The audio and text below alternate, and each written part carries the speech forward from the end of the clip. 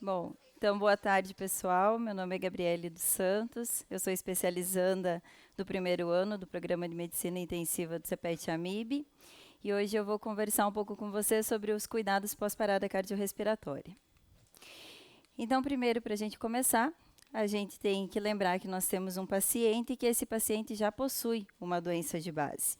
E aí, no momento em que ele é sobrevivente de todo aquele insulto que nós estávamos conversando há pouco tempo, ele pode desenvolver outras disfunções adicionais, como a disfunção miocárdica, a lesão cerebral, e aqui principalmente a resposta sistêmica à isquemia e reperfusão, que é uma das coisas que eu vou conversar mais com vocês durante todo esse tempo. E por que é importante a gente pensar no paciente aqui como esse ciclo, né? Como algo que às vezes sofrem outras lesões adicionais? Porque isso tudo é que vai definir as atitudes que nós vamos ter frente a esse paciente. Quando nós estamos no ambiente intra-hospitalar e mais especificamente ainda dentro da UTI, nós temos um plano terapêutico já trilhado com esse paciente. E no momento em que ele sofreu uma parada cardiorrespiratória e conseguiu ser sobrevivente desse insulto, coisas adicionais podem acabar sendo necessárias. Então, as nossas atitudes é que vão determinar a assistência que nós vamos ter que ter com esse paciente. Até porque a gente vai fazer uma assistência multiprofissional, então nós vamos ter que pensar em muitas variáveis, né, durante esse processo. Mas então, por onde que a gente começa? Né? O que a gente pensa? Primeiro, as comorbidades clínicas que desencadearam a PCR. Não tem como a gente pensar num cuidado pós-parada se a gente não pensar o que ocasionou a parada. Tanto por uma questão de conseguir reorganizar o plano terapêutico dele, quanto para evitar que tenha novas paradas. A gente vê muito, o pessoal ali está no Santa Casa, né? A hipoglicemia, o paciente para por hipoglicemia, vai para a UTI. É feita toda a correção, de repente, ganha alta, volta de novo por hipoglicemia. Então, se a gente conhece a causa, a gente precisa colocar no nosso plano terapêutico coisas que impeçam que essa parada aconteça novamente. Além de, óbvio, fazer o plano terapêutico para corrigir as lesões adicionais que vão acabar tendo, né, por conta dessa isquemia sustentada. E aí, então, qual que vai ser o nosso objetivo com essa recuperação? Primeiro, eu vou falar muito isso, determinar a causa da PCR, porque esse vai ser o norte, esse vai ser o eixo principal para a gente conseguir ter um bom sucesso no cuidado pós-parada. Mas, como eu tinha falado antes, na questão da assistência, das atitudes, existem questões adicionais a esse processo todo. E por quê? Porque a gente precisa minimizar a lesão cerebral, a gente precisa fazer o manejo de disfunção cardiovascular, e aqui principalmente, né, principalmente não diria, acho que tudo até é importante aqui, mas o manejo das consequências da lesão induzida pelo processo da isquemia e reperfusão. Por que isso tudo acontece? Isso é a famosa síndrome pós-PCR, né? A gente tem estresse oxidativo, nós temos liberação de citocinas, nós temos alteração de resistência vascular periférica, nós temos alteração de suprarrenal, enfim, nós temos um insulto muito grande que altera completamente o metabolismo desse paciente. Então, a gente precisa conseguir organizar o nosso pensamento para não simplesmente continuar dando a mesma assistência que a gente estava dando antes da parada, porque não é isso. E vai existir novas atitudes que nós vamos ter que ter com esse paciente. Aqui só mesmo para lembrar das causas de PCR, é claro que eu não vou entrar nelas, né, mas a gente teria os ritmos chocáveis, os ritmos não chocáveis com os 5Hs e os 5Ts. E a questão da ressuscitação hemodinâmica precoce, que a gente também já estava vindo falando disso, né, da importância do tempo para a gente começar a fazer a ressuscitação cardiopulmonar. E por que é importante a gente fazer o mais brevemente possível? Porque a gente precisa dessa adequação precoce entre a oferta e a demanda dos oxigênios nos tecidos. Isso também vai ser uma coisa que eu vou falar muito aqui, porque a gente, quando pensa em oxigênio, a gente acaba sempre pensando só aqui, né? A primeira coisa que a gente pensa no pulmão. Mas o oxigênio, ele vai ser nosso principal combustível, né, para o metabolismo aeróbico.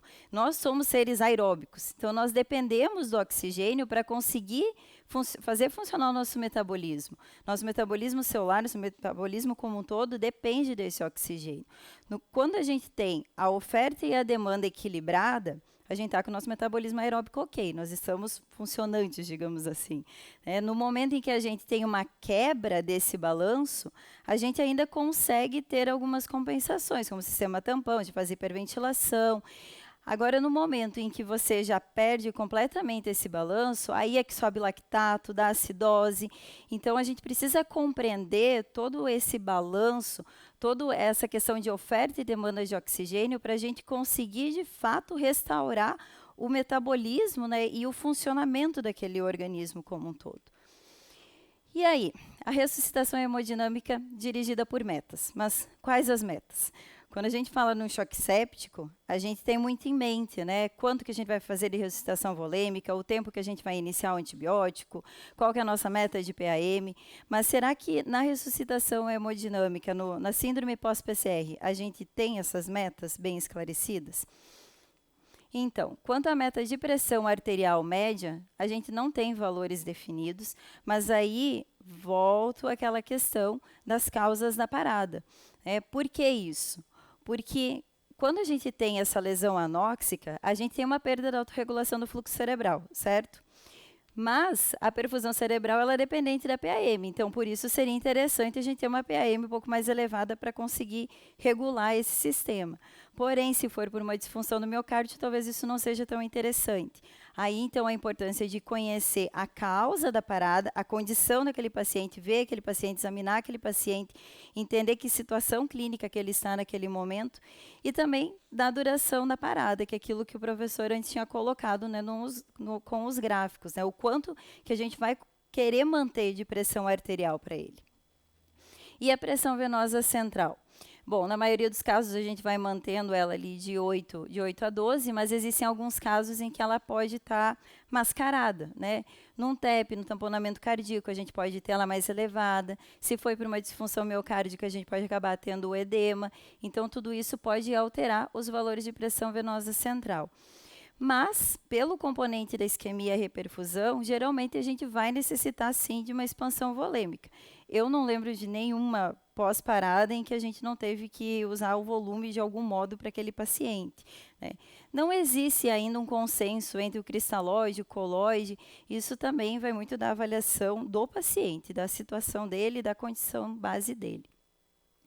A saturação venosa central tem a ver com o comentário que eu acabei tendo nos slides anterior, né? Pela falência mitocondrial, pela incapacidade de capacitação tecidual do oxigênio, a gente vai ter uma alteração da saturação venosa central. E isso vai ser importantíssimo para a gente conseguir tirar o paciente do estado de choque que ele possa estar. Claro que nem todos os pacientes pós-parado vão estar em choque, né? Mas no nosso contexto, a gente vai, 90%, acredito, das vezes, a gente vai ter um choque, né, refratário. Metas de débito urinário, então, o considerado adequado é o habitual, 0,5 ml quilograma hora, mas se for por hipotermia, a gente até pode estender um pouco mais. O lactato, esse também é outra condição que eu não me recordo de um pós-PCR em que não teve elevação de lactato, mas lembrando que um lactato isolado, ele não nos diz tanto quanto a curva de lactato, né? E aí a importância até da gente lembrar toda essa questão de demanda ou oferta de oxigênio, aquele comentário que eu fiz antes, a perda de regulação, né? Que seria a descompensação em si. Porque quando a gente consegue corrigir essa descompensação, a gente vai corrigindo a curva de lactato, vai diminuindo ela e com isso a gente consegue ter menor mortalidade. Metas de hemoglobina também não tem um valor adequado, a gente até já conversou em algumas aulas anteriores, né? Então também tem que ter a avaliação do paciente, se a gente vai querer deixar ele um pouco mais próximo do 7, um pouco mais próximo do 10, do 12, que tem todas aquelas variáveis que a gente até já discutiu. Metas de ventilação durante a parada, então, o recomendado é que a FI seja de 100%, apesar de não existir estudos que nos mostrem que talvez seja melhor uma FI menor, né? Mas a gente sabe que a manutenção em 100% na primeira hora, ela está relacionada com uma pior recuperação neurológica. Também acho que na outra aula, na penúltima aula, nós também tivemos sobre o excesso do oxigênio, né, a falta do oxigênio, o problema que isso pode trazer. Então, eu acho questionável isso também, né, mas não vem ao caso. E o valor, então, ajustado, né, seria manter uma saturação arterial de oxigênio entre 94% e 96%. Isso se traz como uma recomendação fraca, com muita baixa qualidade de evidência, mas muito porque nós também não temos os estudos que comparem, né, com outros valores. E é o que a gente acaba habitualmente fazendo, né? As metas, então, de ventilação, continuando, né? A hiperventilação, se a gente provoca uma hiperventilação, a gente pode acabar reduzindo o fluxo sanguíneo cerebral, né? Reduzindo o fluxo sanguíneo, a gente pode acabar fazendo uma isquemia. Mas também, se a gente fizer uma hipoventilação, a gente pode acabar alterando a PIC e também provocar acidose, o que também não vai ser interessante. Então, recomendado seria também manter uma normocapnia. Quanto ao suporte hemodinâmico, o principal é a gente cuidar com o baixo débito, com a hipotensão, com as possíveis arritmias que podem desenvolver no pós-parada, e também por ter tido a disfunção miocárdica, essa perda da autorregulação vascular, isso tudo pode acabar desencadeando na hipovolemia, ali toda aquela história de fazer a ressuscitação volêmica, né? Então, a primeira fase dessa estabilização hemodinâmica seria uma reposição volêmica. Não respondendo a essa medida, aí a gente poderia entrar com os ionotrópicos, com os vasopressores, enfim, aí depende também de como que está aquele paciente, né? O que a gente precisa mexer. Até depois eu vou trazer um fluxo para vocês, assim, que é mais para ajudar a pensar aonde que a gente vai mexendo. A gente vai mexendo no ionotrópico, a gente vai mexendo no vasopressor, o que é que está descompensado naquele paciente. A grande questão da hipotermia terapêutica. Então, se vocês forem pegar até livros recentes, inclusive, um livro de medicina intensiva de 2020, ali, que foi um dos que eu usei como base aqui também, ele ainda traz a questão da hipotermia, porque isso de fato é muito recente, né? Está sendo a grande discussão agora do último tempo. Então, ainda se indicava ali, se indica, né, o controle direcionado de temperatura, caso o paciente não atenda comandos. Esse foi uma mudança que teve por 2015, que começou a aparecer essa questão, porque antes seria o controle de temperatura para qualquer paciente. Nas 24 e 48 horas, a gente deveria manter ele nessa hipotermia. Depois, eles já progrediram, colocando o paciente na hipotermia, nos casos em que ele não respondesse a comandos, tá? Então, seria o que era orientado, né, seria de 32 a 36 graus por pelo menos 24 horas. Mas aí, eu já trouxe aqui para vocês os riscos da hipotermia terapêutica, que se vocês vão ver, eles já estavam sendo discutidos já, inclusive antes, né, de ter todas essas mudanças. Não vou entrar em cada um deles, né? Mas a gente aumenta muito o risco de ter arritmia. A própria gasometria, a gente acaba perdendo, não conseguindo ter uma leitura adequada, né, por conta da disfunção gasosa e tudo isso. Resistência insulínica, coagulopatia. Então, a gente tem muitos riscos inerentes a essa hipotermia, né? E que até pouco tempo era a única recomendação forte que nós tínhamos no pós-PCR. E aí, em julho do ano passado, no New England, apareceu esse artigo que compara a normotermia com a hipotermia. E nesse artigo, ele mostrou que não tinha uma diferença na mortalidade desses pacientes em 6 meses, né? Por que isso? O que eles tentaram mostrar? Que os outros estudos que nos mostravam que a hipotermia ela era uma recomendação forte, né? Ela era boa fazer para todos os pacientes e depois só para os que não respondiam a comando, eles comparavam com a hipertermia e não em si com a normotermia. Então, a conclusão que eu cheguei de tudo isso é que a gente deve evitar a hipertermia. Hipertermia não, hipertermia não. Mas ali o paciente, mantendo nos 35, 36 graus, estaria adequado. O controle das convulsões, de novo, aqui essa questão, né, do consumo cerebral de oxigênio. A gente já está tendo um desbalanço entre a oferta e a demanda. Como que a gente vai deixar o paciente aumentando esse consumo cerebral, né? Então, as convulsões vão ser, não só nessa condição, mas em qualquer outro aspecto clínico, vão ser muito prejudiciais, né? Porém, o uso profilático dos anticonvulsivantes não é recomendado. Mas é recomendado que a gente sempre faça avaliação e que a gente consiga ter certeza que aquele paciente não está apresentando convulsões. para evitar novas lesões secundárias, né? Aqui é uma abordagem multimodal para o controle neurológico. Ela ainda traz o controle da temperatura, e esse aqui é de 2020, né? Ainda traz o controle de temperatura, e aqui vocês podem ver que ele seria nas primeiras 24 horas, né, estendendo um pouco até as 48, onde faria o reaquecimento. Nessa abordagem do controle neurológico, se indica fazer uma tomografia de crânio nas primeiras 24 horas, porque pode ter edema, você vai ter alterações neurológicas, então é prudente fazer essa tomografia e, posteriormente, até dependendo, é lógico, da condição, tanto do local quanto do paciente, fazer uma ressonância. Outra coisa que a gente pode lançar mão para ter o controle das convulsões é da eletrofisiologia.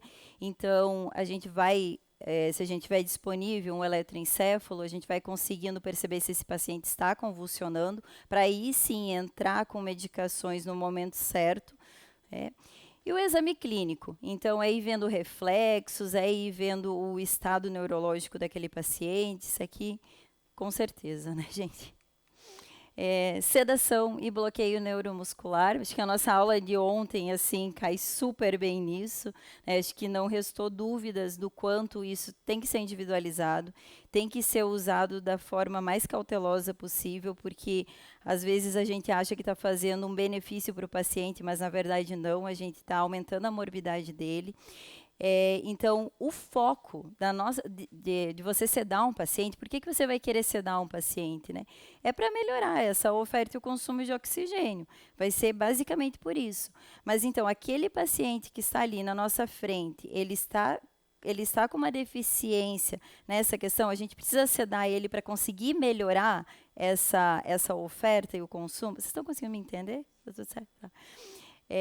Então, a gente precisa ser cauteloso, né, quanto à sedação e com o bloqueio, certo? O controle glicêmico também, a gente já vem discutindo, né, do controle glicêmico. Aqui também a faixa ela não está definida, mas lógico que a gente vai monitorizar, a gente vai estar fazendo o controle glicêmico e vai estar dando o suporte, assim como habitualmente a gente vem fazendo, lembrando que o mais danoso é a hipoglicemia. Então, sempre fazer as correções, ver se está fazendo muitas hipoglicemias e a gente tem que deixar alguma medida mais contínua e não só pontual. A síndrome coronariana aguda, que lembrando, né, que seria a principal causa, então, das mortes súbitas extra-hospitalares, mas também com uma parcela até relativamente importante no intra-hospitalar, apesar do intra-hospitalar, a gente vê mais as causas de AESP, né? E essa condição é algo que a gente precisa pensar no pós-PCR. Então, fazer um eletro também é prudente, né, para a gente acompanhando toda essa questão. Aí, então, seria indicado fazer uma angioplastia, né, se não estiver disponível a trombólise. Outras medidas que a gente precisa ir pensando no paciente pós-PCR, entre uma delas está, então, a disfunção adrenal.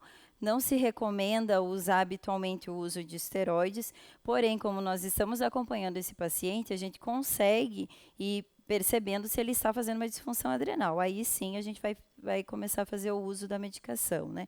O suporte dialítico, caso envolva, né, tenha uma falência renal, questão volêmica, enfim. E aqui lembrando da pneumonia associada à ventilação mecânica, né, ou uma broncoaspiração. Está no momento da parada, quantas vezes, né, a gente vê que o paciente acaba broncoaspirando durante a própria parada ou antes, enfim, então só de lembrar de fazer um raio, examinar, auscultar, para ver se ele não acabou fazendo uma pneumonia e a gente precisa tratar, né? A gente às vezes está dando todo um suporte para várias coisas e está esquecendo que ele pode ter broncoaspirado durante esse processo. Aqui umas atualizações da diretriz de 2020, eu achei interessante colocar, porque teve a inserção desse novo elo, né, que é o elo da recuperação. A gente acaba ficando muito fixo, né, na questão clínica pontual, né, fazer o o paciente voltar a conseguir responder por ele, né? Mas a gente não pensa às vezes no depois, né? E na recuperação. Até nós lá na UTI, a gente está com um paciente que está sendo muito interessante fazer isso, é um paciente que a gente está pedalando com ele, e a gente está começando a fazer um trabalho de reabilitação mais pontual. Então, até de mexer na dieta, conseguir colocar uma bike para ele ir pedalando na própria maca, né? Sentar no leito, tudo isso no Santa Casa.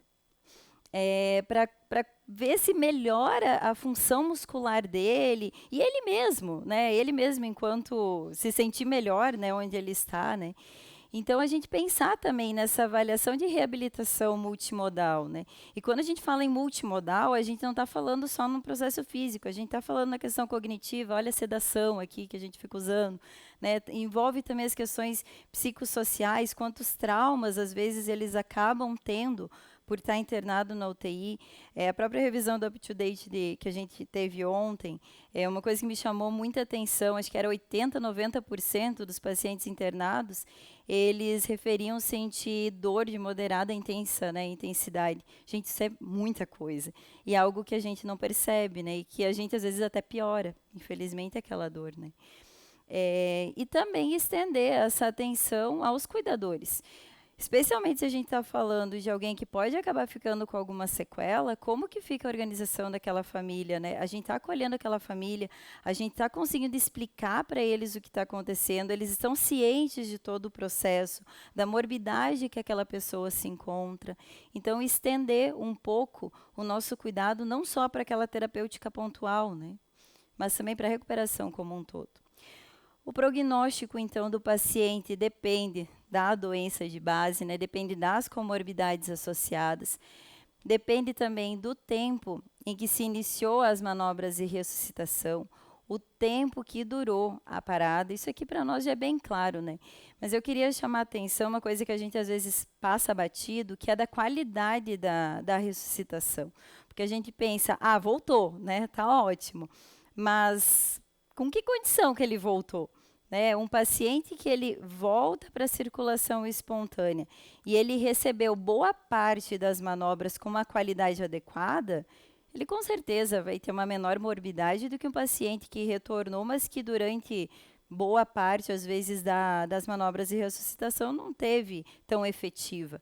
Aquele gráfico que o doutor mostrou antes, né, das variações da pressão, o quanto a gente consegue manter aquilo mais estável, né, e a repercussão que isso tem depois.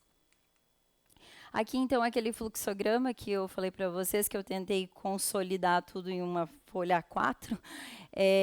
Então, a primeira fase que nós deveríamos pensar no cuidado pós-parada seria a fase da estabilização inicial, que é frisar bem a causa da PCR, que medidas clínicas que a gente está fazendo naquele momento e o que posteriormente talvez a gente tenha que fazer. É aquilo na hora da evolução, né? Colocar lá embaixo, tentar-se para. Às vezes a gente vai ter que progredir alguma coisa. O manejo da via aérea, ter noção do posicionamento do tubo, tá tudo corretamente, teve uma intubação durante a parada, deu tudo certo, o paciente já estava intubado, mas não acabou tendo nada de errado, né, quanto a isso. O nosso controle do parâmetro ventilatório, então, que meta que a gente vai ter de saturação de oxigênio, o eletro, né, lembrando que a gente pode acabar tendo arritmias posteriormente, qual que é a condição do eletro desse paciente. E aqui é claro que eu não vou me atentar assim a isso, quando a gente for discutir mais sobre hemodinâmica, aí a gente abre mais esse quadro, né? Mas aqui um controle, então, dos parâmetros hemodinâmicos que a gente vai pensar para ele.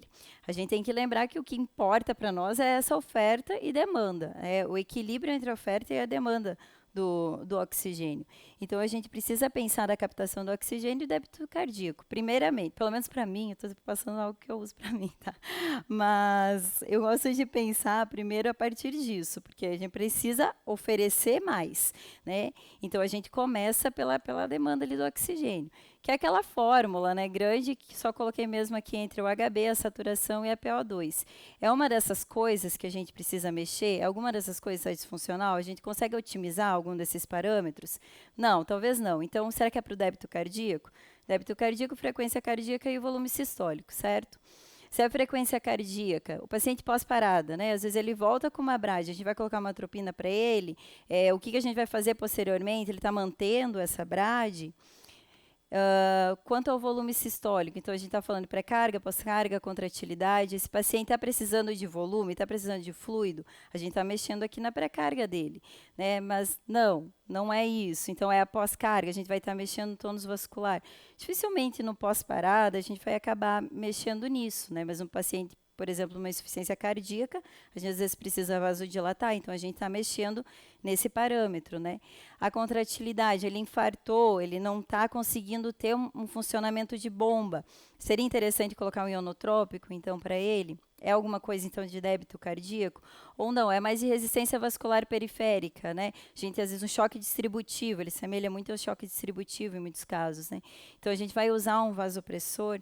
Então, aqui eu tentei juntar um pouquinho para pensar em que ponto que a gente pode trabalhar para tentar restaurar essa hemodinâmica do paciente.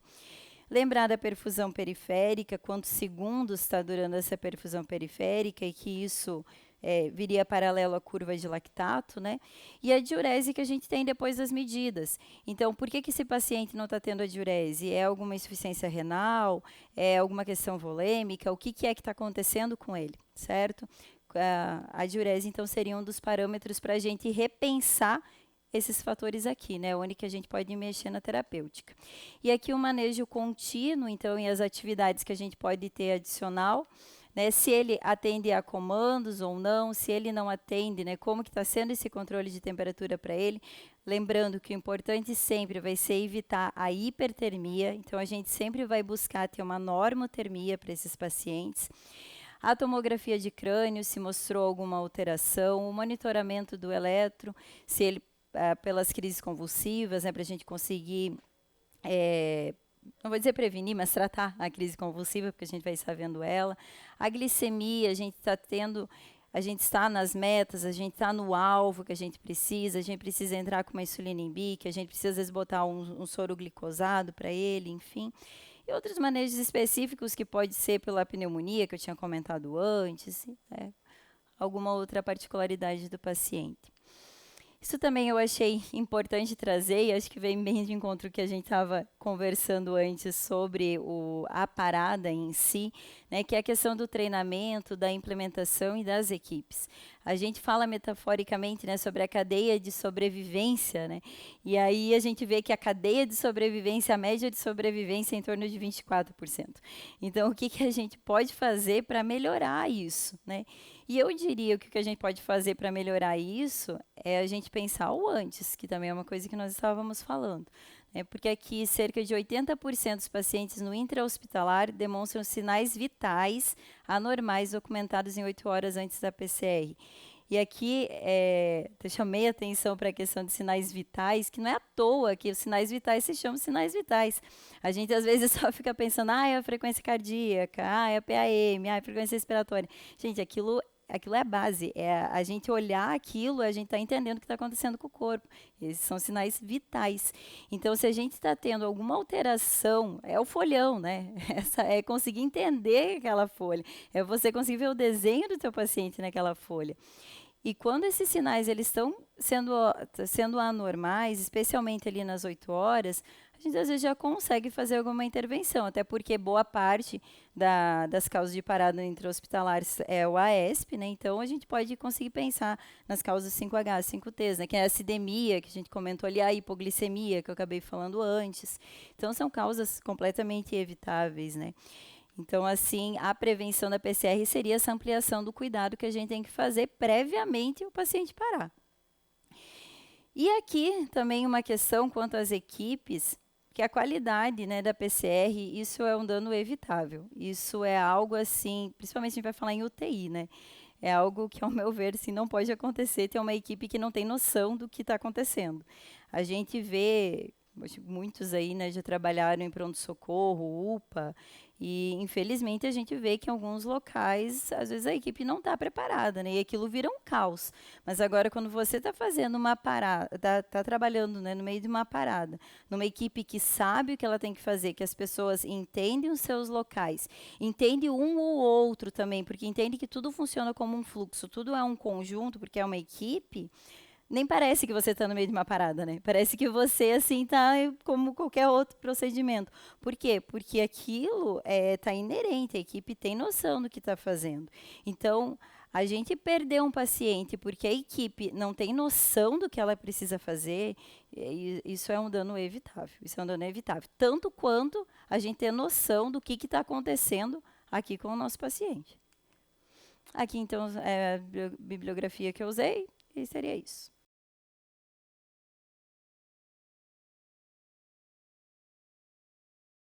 Essa é a mensagem que eu quero passar para vocês. O doente fez parada cardiorrespiratória, teve retorno da circulação espontânea. Você tem duas coisas que você vai cuidar além de ir buscar a causa e tratar a causa, que acho que é, assim, fundamental, né? O maior pecado que a gente pode cometer depois que o doente tem retorno da circulação espontânea é não ir buscar a causa e não fazer, de alguma forma, profilaxia, que ele volte a ter novas paradas cardiorrespiratórias, ou não cuidar do tromboembolismo de pulmão, não identificar um sangramento que o doente esteja tendo, que estava oculto naquele momento, ou uma isquemia, ou um infarto agudo do miocárdio, essas coisas todas. O que você vai ter, fundamentalmente, depois disso, é um doente que teve um insulto cerebral grave e tem um estado hemodinâmico, um choque hiperdinâmico, geralmente com débito cardíaco alto e vasodilatação periférica. Vai se seguir nas próximas horas um estado inflamatório grave, disfunção e falência de múltiplos órgãos. Nós estamos falando daquele doente que fez parada cardiorrespiratória e voltou inconsciente. Aquele doente que volta consciente é um doente que logo, logo ele vai se recuperar, que bom, legal, você vai se preocupar mais com a parte, por que foi que ele teve retorno, por que ele teve parada, e tentar identificar a causa e tratar a causa. Então você vai se preocupar com o estado hemodinâmico e com a lesão neurológica grave. Como é que você cuida do estado hemodinâmico desse doente? Esse doente, em especial, como ele fez uma parada cardiorrespiratória, ele tem uma grande chance de ter uma doença cardíaca de base. De um modo geral, vai ser um choque hiperdinâmico, vasodilatado perifericamente.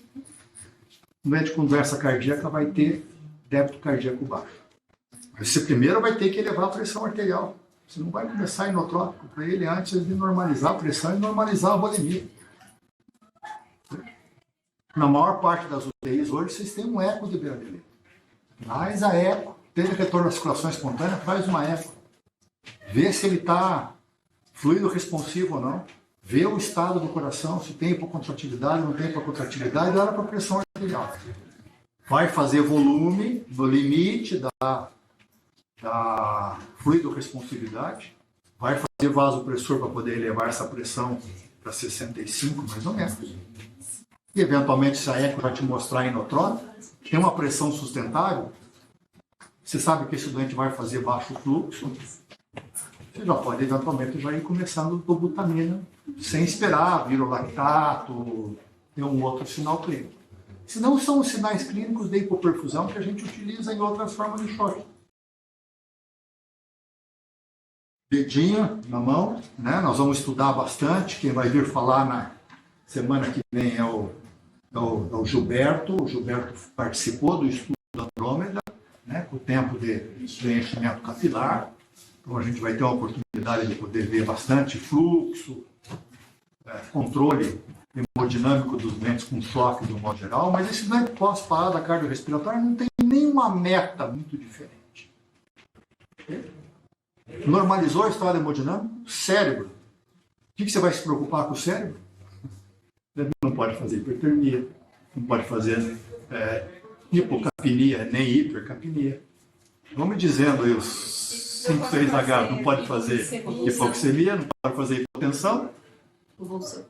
Hã? Não pode fazer hipertermia de jeito nenhum. Já vamos falar da hipotermia, que é um capítulo especial. Então, nós estamos falando de um doente que teve um insulto neurológico agudo e você vai proteger o cérebro com aquela aula da Carol que vocês tiveram no primeiro ou segundo dia de reunião com ela. Cabeceira elevada, se tiver com pressão boa, se tiver com pressão baixa, Se tiver com dificuldade de pressão, cabeceira 0 grau. Ninguém vai levar a cabeceira num doente chocado. Né? Senão você vai, né, alinhar o pescoço, o crânio, vai permitir uma boa drenagem e você vai esperar para poder ver o que vai acontecer com esse cérebro na sequência. Se esse doente não tiver hipertensão intracraniana grave, ele não precisa ser sedado. Ele vai receber a sedação como qualquer outro doente com doença neurológica grave. Um doente neurológico grave que não tem hipertensão intracraniana, ele não deve ser sedado. Aquela história de deixar o doente em coma profilático, coma para fazer proteção cerebral, é absolutamente falso. Isso acabou faz 15 anos. Mas volta e meia eu ainda vejo na televisão, não sei quem teve uma parada e agora está em coma induzido. Está errado. Estão só aumentando o risco. Querendo dizer que estão fazendo alguma coisa. Mas sedação não é atividade neuroprotetora. Um dia nós vamos estudar neuroproteção e eu vou mostrar para vocês que a única neuroproteção possível é hipotermia. Hipotermia protege o cérebro. Quer uma prova? Vocês já viram alguma cirurgia cardíaca sem hipotermia? Né? Se você duvidar que hipotermia protege o cérebro, se submeta a uma cirurgia cardíaca sem hipotermia. Qual que é a diferença? Por que hipotermia protege o cérebro na parada, não protege o cérebro na parada cardíaca e protege o cérebro na cirurgia cardíaca? Por causa do fluxo? Cadê? Tá vendo? Não? Lucas? Alguém? Qual que é a diferença básica? Hein? Não, é que na parada cardiorrespiratória você está fazendo a hipotermia depois do insulto. Na cirurgia cardíaca, você protege o cérebro antes do insulto. Quando você faz a isquemia, a parada circulatória total, o cérebro já está com consumo lá embaixo. Ele já está protegido. Depois que o cérebro teve retorno da circulação espontânea, já sofreu todo o insulto da isquemia, da reperfusão, da inflamação, a hipotermia é sem efeito. Você só ganha os efeitos deletérios da hipotermia, e não mais os efeitos potencialmente benéficos de você proteger o cérebro no período da isquemia.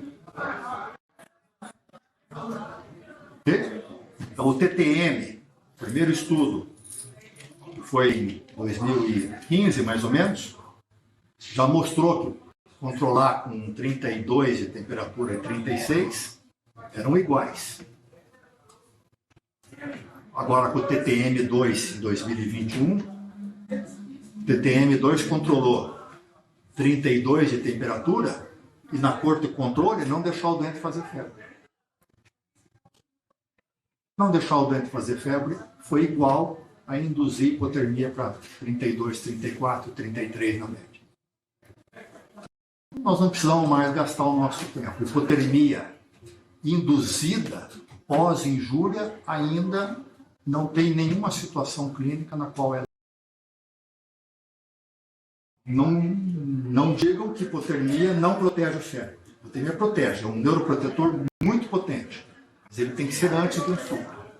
Depois do insulto, ele não tem nenhuma posição clínica onde poder ser benéfico.